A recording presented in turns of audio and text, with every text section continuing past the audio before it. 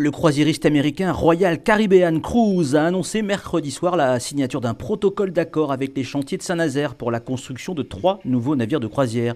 Une annonce qui intervient seulement 13 jours après le départ des chantiers du plus gros navire de croisière jamais construit, l'Harmony of the Seas. Ces 3 bateaux sont 2 paquebots de la classe Edge, environ 300 mètres de long, et un autre de la classe Oasis, la plus grande du monde, 362 mètres de long, la même que le Harmony of the Seas.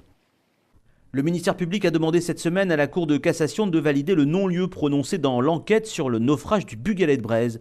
La décision sera rendue le 21 juin. Si la Cour suit l'avis de l'avocat général, le dossier serait définitivement fermé. Une autre enquête a également été ouverte en Angleterre. La prochaine audience aura lieu le 18 juillet. Des activistes de Greenpeace ont bloqué en début de semaine l'accès de l'usine Petit Navire à Douarnenez. Ils ont aussi mené des actions en mer, mercredi et jeudi. Ils dénoncent les méthodes de pêche du numéro 1 français du thon en boîte. Ce que veut Greenpeace, c'est que Petit Navire privilégie des méthodes de pêche plus durables, moins destructrices sur l'équilibre des océans.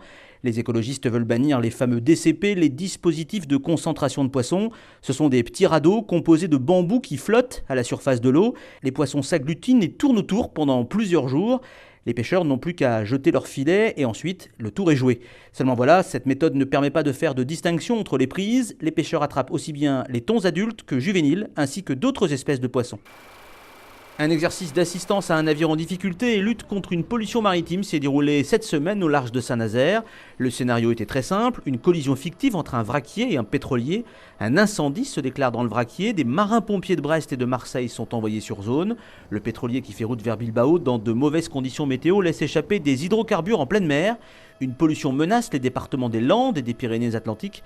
L'exercice a mobilisé 400 personnes au total, beaucoup de moyens aériens et maritimes. Pour l'exercice commun de simulation de dépollution marine, il y avait notamment des navires français, un espagnol et un européen. Des personnels et des collectivités locales ont aussi eu l'occasion de se former à la lutte contre les pollutions marines sur la plage.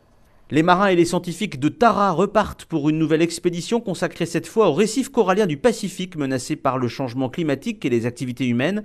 C'est le 11e voyage pour les scientifiques de Tara. Ils sillonneront le canal de Panama, l'archipel du Japon, puis la Nouvelle-Zélande jusqu'en Chine. Tara naviguera jusqu'à des îlots très isolés, mais aussi des archipels très denses en population. Retour de cette nouvelle mission en septembre 2018.